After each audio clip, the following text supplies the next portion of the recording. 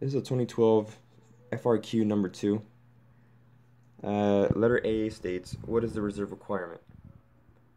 So in order to find the reserve requirement, we need to look at the ratio in which it goes from the demand deposit to reserve requirement, which can be seen as here, part over whole, which is 10,000 over 100,000, which is equal to 10%. And B asks, assume that Luis withdraws $5,000 in cash from his checking account at Mi Tierra Bank. By how much will Mi Tierra's bank reserve change based on Luis's withdrawal?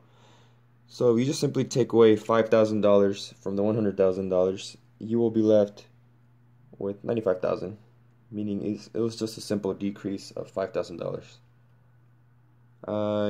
B2 asks, what is the initial effect of the withdrawal on the M1 measure of money supply?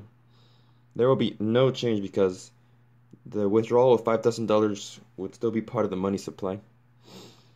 And B3 asks, as a result of the withdrawal, what is the new value of excess reserves on the balance sheet of Mi Tierra Bank based on the reserve requirement from Part A?